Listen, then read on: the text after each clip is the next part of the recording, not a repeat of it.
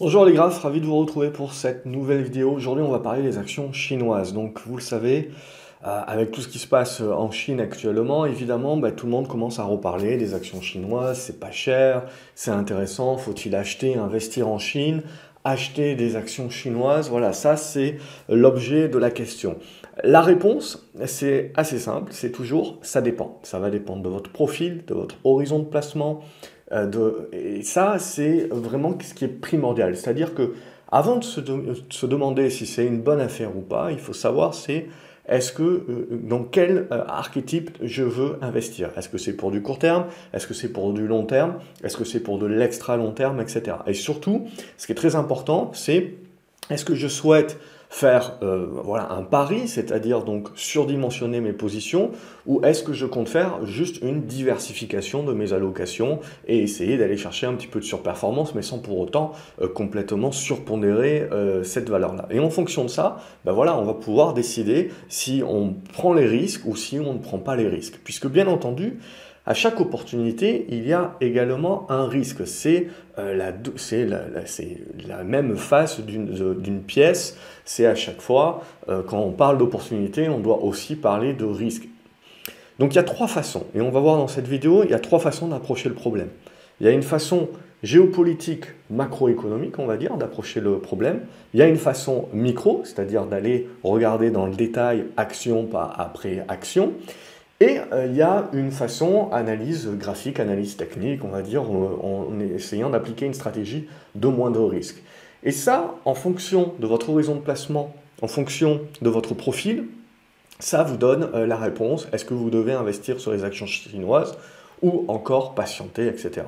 Donc le premier aspect, c'est un aspect, on va passer dans l'aspect macro. Et donc la première chose, alors je vais peut-être un petit peu zoomer, si je peux zoomer, hop.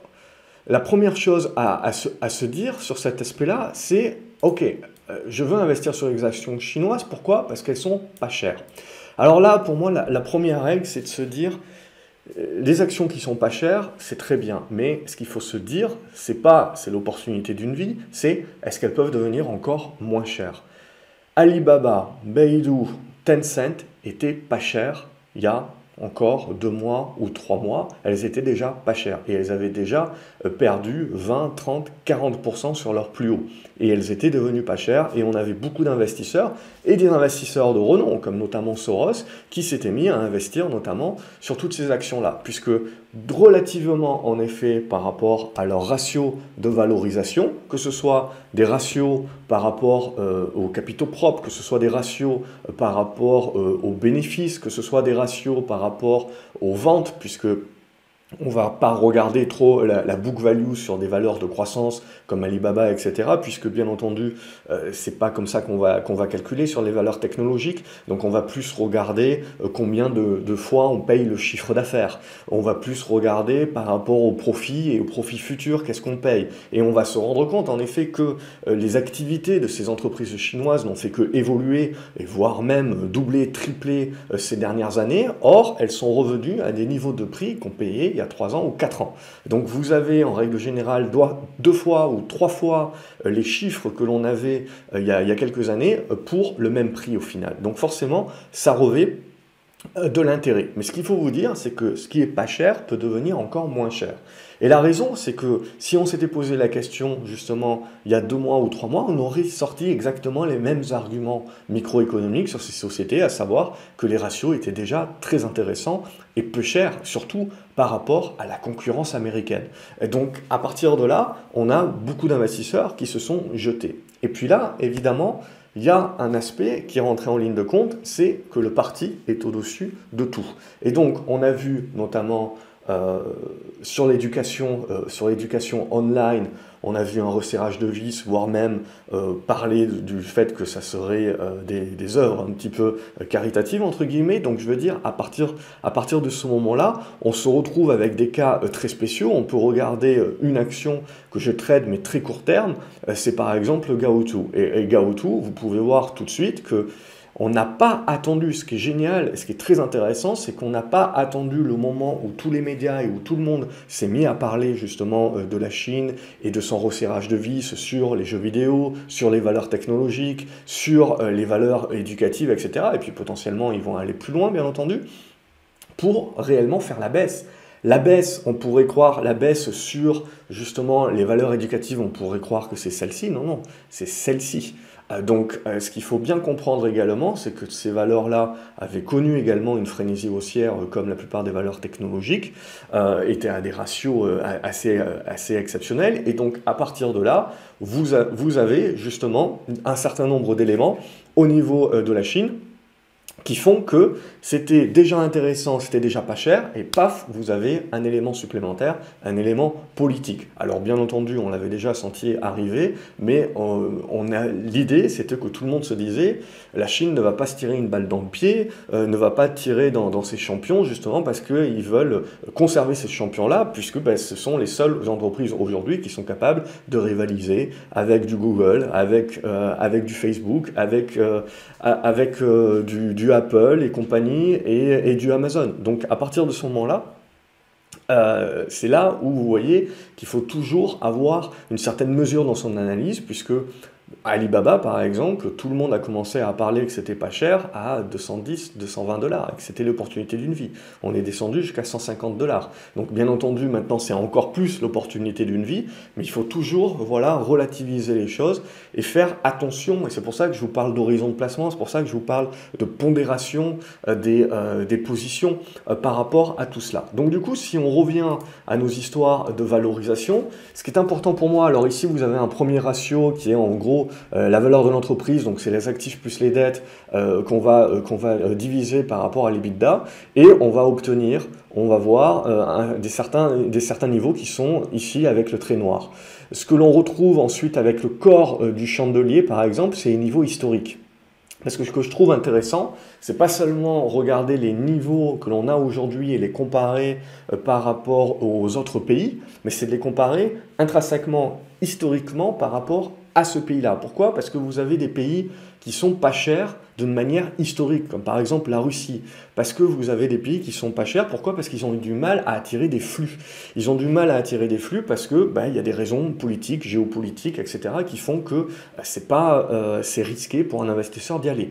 Pour les mêmes raisons aujourd'hui en Chine, où le parti est en train de reprendre en main les choses, qu'est-ce que ça fait justement? C'est qu'il y a beaucoup d'investisseurs qui se retirent justement pour éviter un certain nombre de risques et la continuation.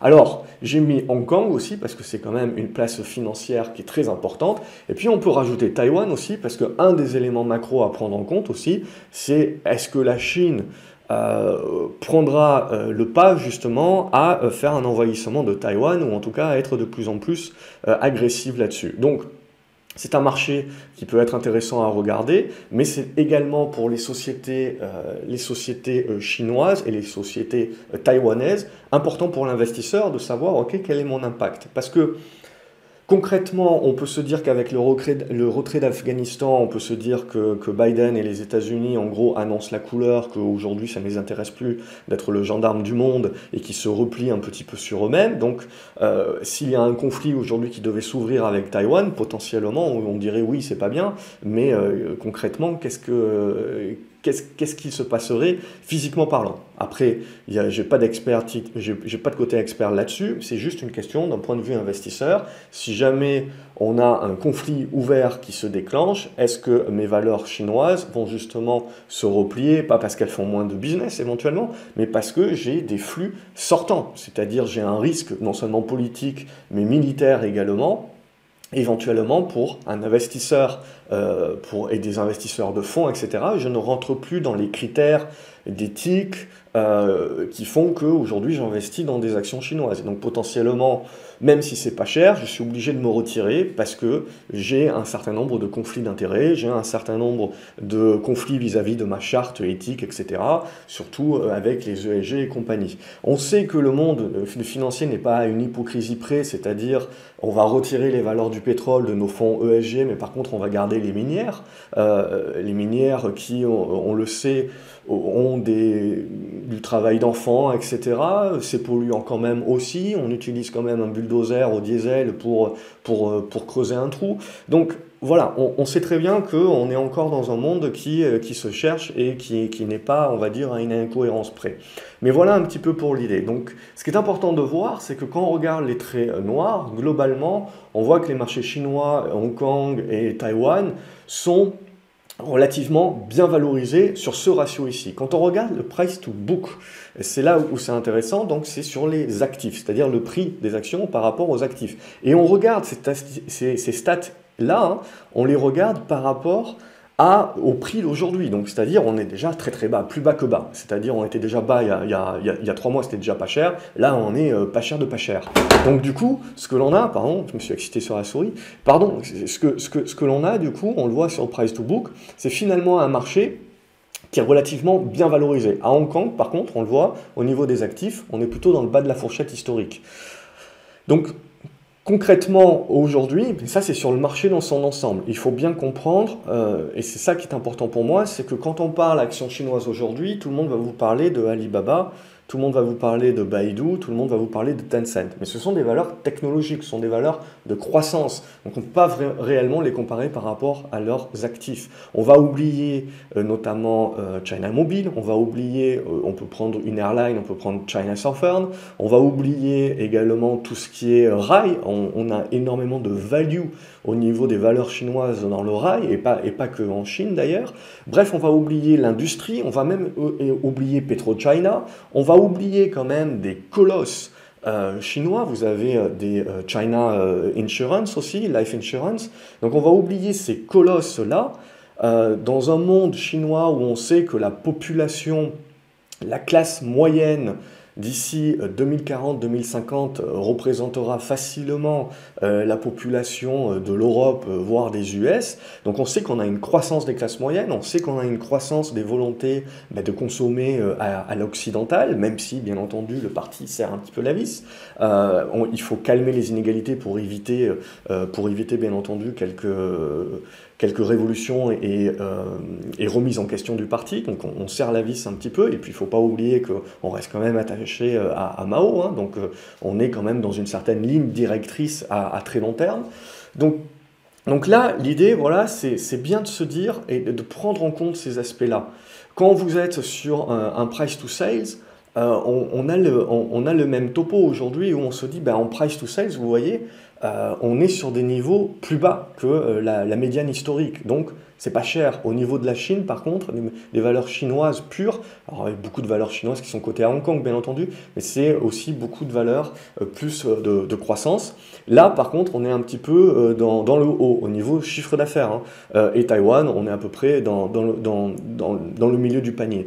Mais c'est bien pour vous dire qu'il faut bien dissocier. Quand on parle de valeurs chinoises, c'est comme quand on parle des valeurs américaines, il faut dissocier actuellement des valeurs industrielles, des valeurs avec des actifs tangibles sur lesquels, en effet, le marché est très peu cher aujourd'hui, on valorise très peu ces sociétés-là alors qu'elles ont du tangible, et l'aspect valeurs technologiques, valeurs de croissance, qui aujourd'hui sont en effet très peu valorisées, mais parce que, en premier lieu, il y a une crainte politique, en effet, de serrage de vis qui est en train d'avoir lieu et qui continuera d'avoir lieu. Et donc, on a une question de flux, c'est-à-dire qu'on a beaucoup d'investisseurs qui voient ça comme une opportunité, donc on a beaucoup de flux entrants vers l'Asie et notamment vers la Chine, mais on a aussi beaucoup de flux sortants. Et quand on regarde au niveau des différents gestionnaires, on a deux sons de cloche. Il y en a qui vont vous dire « il faut y aller, c'est l'opportunité d'une vie, banco », et il y en a d'autres qui vont vous dire « nous, on se retire, il y a des problèmes éthiques, potentiellement, c'est pas terminé, on préfère se retirer ».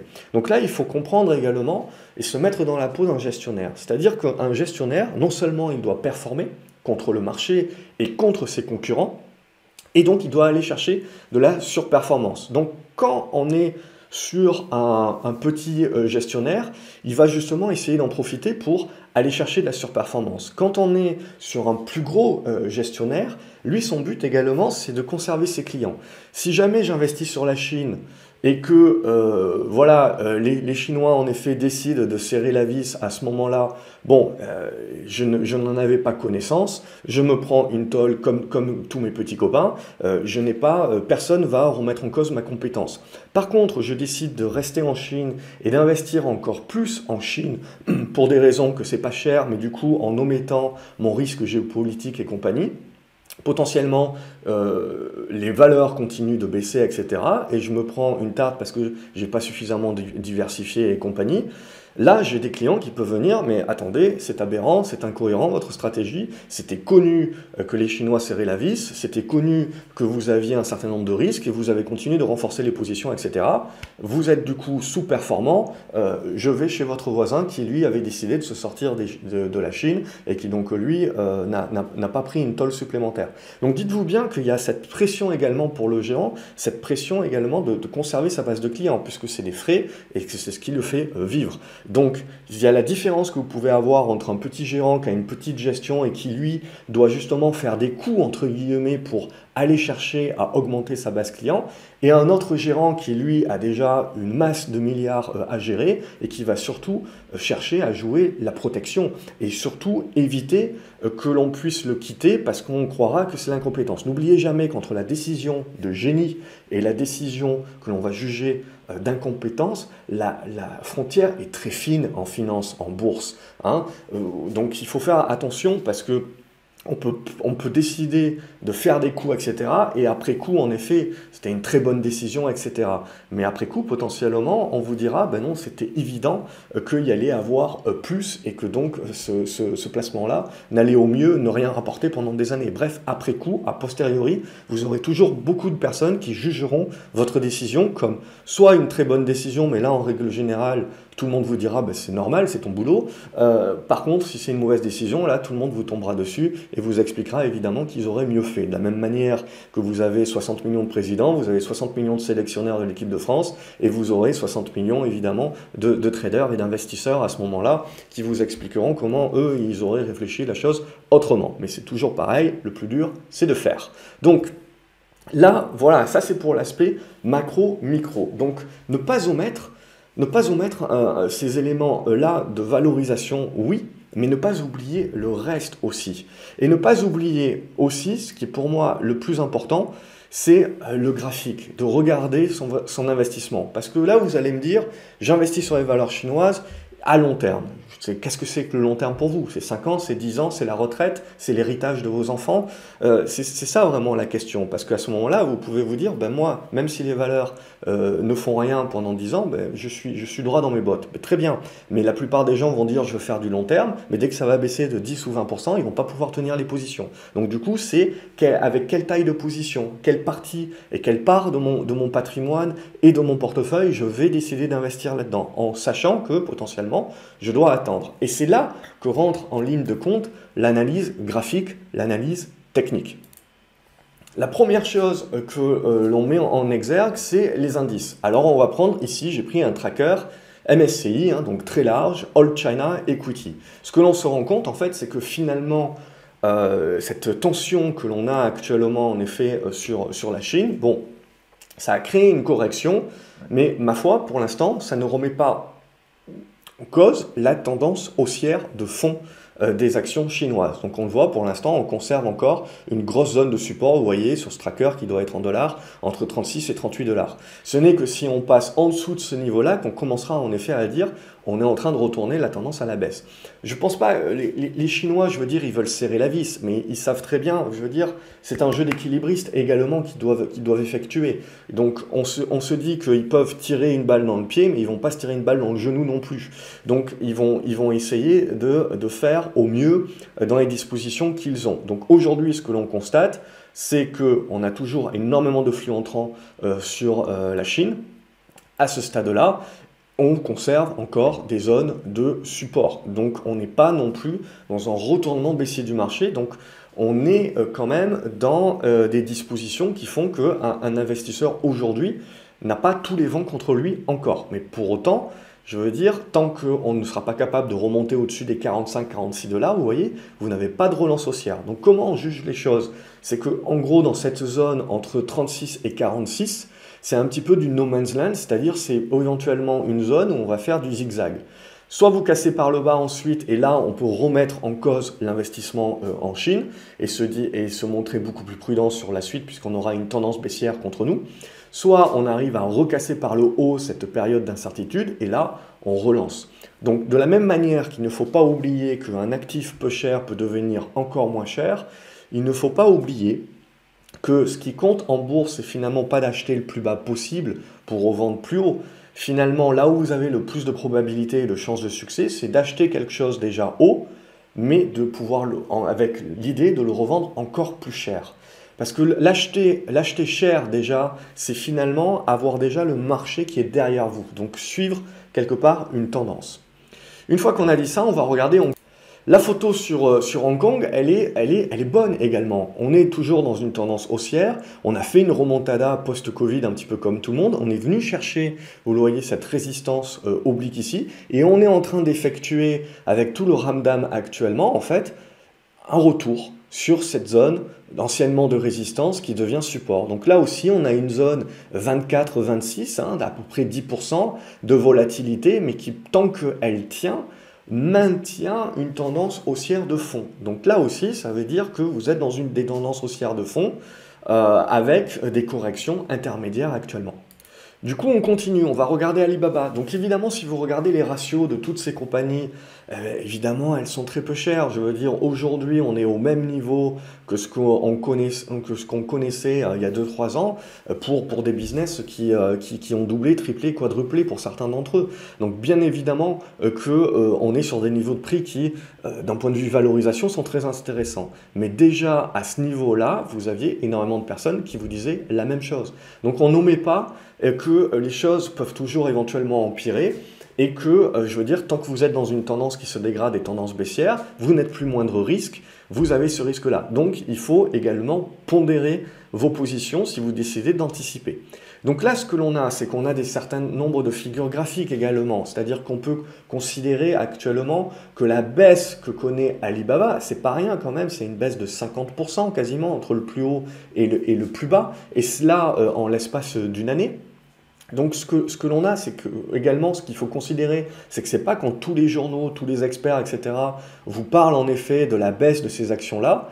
La baisse, elle a commencé bien avant. La dégradation des cycles et des cours a commencé bien avant. Et c'est très souvent le cas. Ce n'est en règle générale, quand tout le monde parle de la baisse, etc., c'est en général pas le point de départ. C'est plus la conséquence que la cause au final.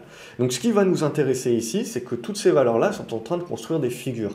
Elles sont en train de construire des figures de congestion. C'est-à-dire qu'en gros, tant que vous n'en sortez pas, il n'y a pas de tendance claire qui se délivre, si ce n'est que pour l'instant, ça reste en mode dégradé. Donc pour un investisseur, c'est l'idée de se dire que si j'investis aujourd'hui, potentiellement, oui, je suis en train de payer un très bon prix, ça, on ne le remet pas en cause, mais est-ce que je suis capable de patienter? Est-ce que je suis capable éventuellement que les prix descendent plus bas, éventuellement reviennent sur une zone des 120 $? Est-ce que je suis capable de l'accepter? Est-ce que je suis capable de patienter pendant encore X mois potentiellement avant que le titre daigne éventuellement se retourner et donne un signe de retournement à la hausse qui passerait par une remontée au-dessus des 200 $? Et ça, c'est les questions que vous devez vous poser. Si on veut faire du moins de risque et donc essayer d'accentuer le timing, à aujourd'hui, d'un point de vue long terme, d'un point de vue court terme, vous avez toujours du trading à faire, mais d'un point de vue long terme, vous n'avez graphiquement rien aujourd'hui qui vous engage à vous dire que j'ai un signal long terme. Je n'ai rien aujourd'hui, si ce n'est du rebond technique au prorata de la baisse que nous connaissons. Mais éventuellement, à la fin de ce rebond technique-là, je vais rentrer dans des constructions qui peuvent durer et bloquer votre capital. Donc, vous voyez, c'est vraiment, ça dépend de ce que vous vous attendez et de ce que vous voulez faire. On va continuer avec d'autres actions. Vous avez Tencent, même chose. Tencent à 15 $, tout le monde vous expliquait, c'est pas cher, c'est très peu cher, et du coup, Prosus, qui en a une palanquée, était d'autant moins cher que vous pouviez avoir le business Tencent pour pas grand-chose, et puis tous les autres business que Prosus avait pour rien finalement. Et puis, bam, c'est encore divisé par 2. C'est-à-dire vous étiez à 30 $, vous divisez par 2, vous êtes à 15 $, vous dites c'est vraiment pas cher, je viens déjà de me prendre 50% dans la figure. Bam, vous redivisez par 2 également. Donc là, l'idée évidemment, c'est tout le monde se dit bah, c'est vraiment pas cher. Potentiellement, oui, c'est des niveaux à long terme qui seront vus dans quelques années comme des niveaux opportunités. Mais tant que vous êtes dans l'œil du cyclone, vous ne savez pas si c'est pour en sortir et avoir l'embellie, ou au contraire, vous retapez une vague derrière. Et graphiquement parlant, là également, d'un point de vue long terme, on n'a rien aujourd'hui, si ce n'est des rebonds techniques et des constructions pour se dire on va sortir de l'œil du cyclone. Il y a également quelque chose sur lequel je veux appuyer, vous le voyez notamment sur les actions très souvent qui sont cotées à l'étranger et que vous pouvez acheter à Francfort, que vous pouvez acheter aux US dans la majorité des cas, c'est le cas de ces valeurs chinoises, vous allez voir ADS. ADS, c'est quoi? C'est tout simplement des certificats qui sont rendus disponibles et donc vous pouvez investir sur ces certificats-là et ces certificats doivent représenter une action ou 2 actions, c'est défini à l'avance. Là où il faut également faire attention, c'est que quand vous avez un ADS, vous avez un certificat que vous avez acheté à une entreprise qui a fourni ce certificat-là, soit une banque, un fonds, et cette banque-fonds est censée acheter la contrepartie en actions réelles sur le marché d'origine de ces titres-là. C'est-à-dire qu'aujourd'hui, si par exemple vous avez, je dis n'importe quoi, 100 000 actions Tencent ADS certificats qui sont disponibles sur le marché américain, ça doit compenser 100 000 actions également qui ont dû être achetées et qui font contrepartie. Le marché boursier, c'est toujours la même chose. C'est quand vous allez avoir des scandales, quand la marée va se retirer, que ça va manquer de flux de liquidité, etc., qu'on se rendra compte réellement des poteaux roses. Quels sont les poteaux roses qui peuvent éventuellement arriver? C'est-à-dire qu'aujourd'hui, les actions que vous achetez et les certificats que vous achetez sont rendus disponibles par un certain nombre de sociétés. Ces sociétés-là peuvent faire faillite. Qu'advient-il de vos actions à ce moment-là? Ces sociétés-là peuvent éventuellement n'avoir pas acheté la contrepartie qu'ils ont promise en actions réellement sur le marché chinois. Et ces sociétés-là également peuvent se voir retirer éventuellement leurs engagements par le même gouvernement chinois. Alors je ne pense pas, à titre personnel, je ne pense pas qu'on ira jusque-là, bien entendu. Je ne pense pas que le gouvernement chinois dira vous êtes étranger, vous n'avez pas le droit de détenir des actions chinoises. Et donc du coup, vous avez revendu des certificats, mais on vous oblige à revendre vos actions. Donc du coup, les certificats, quelle est leur valeur derrière? Donc évidemment qu'on a du mal à voir cela, mais il faut bien vous dire que vous, en tant que particulier, quand vous achetez les actions chinoises, vous achetez surtout des certificats. Vous n'avez pas le droit et vous ne pouvez pas acheter d'actions directement en Chine. Vous êtes étranger, vous ne pouvez pas. De la même manière que quand j'achète du Gazprom, j'achète un certificat de Gazprom, j'achète pas Gazprom directement. Donc oui, je reçois les dividendes, je reçois les fluctuations éventuelles puisque mon certificat va reprendre les fluctuations du titre, mais je ne sais pas, dans une crise bancaire, etc., une crise financière, n'importe quoi, si l'émetteur de ce certificat-là, pour une raison X ou Y, n'a pas la contrepartie, n'a pas éventuellement se voit retirer les agréments, etc., quelle est la valeur réellement de mon certificat? L'action dans le pays d'origine, elle, continuera de coter, continuera de valoir ce qu'elle vaut à ce moment-là, mais vous avez un certificat. Donc n'omettez pas également ce risque aujourd'hui. Et c'était Richard, justement, un membre de l'Académie, qui me rappelait qu'en 1997, quand vous avez eu la crise financière russe notamment, vous avez un certain nombre de contreparties qui ne sont pas réalisées et un certain nombre de ces certificats qui ont valu 0. Alors à l'époque, ça n'avait pas fait gros ramdam et j'ai fait des recherches et on trouve très peu de choses parce que très certainement de par les raisons de chute du mur de Berlin et géopolitique de l'époque, vous aviez très peu d'investisseurs et très peu de gérants qui étaient pleinement investis et de particuliers surtout, qui devaient certainement être investis sur les valeurs russes.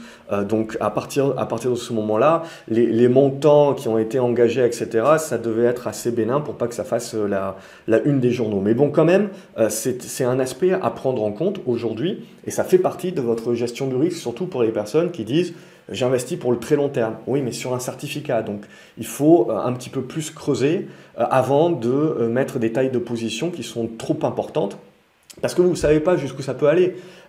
Trump, quand il était élu, disait justement qu'il voulait retirer les cotations des actions chinoises sur le marché américain. Les Chinois, eux, ils veulent qu'on investisse, que les gens investissent en Chine.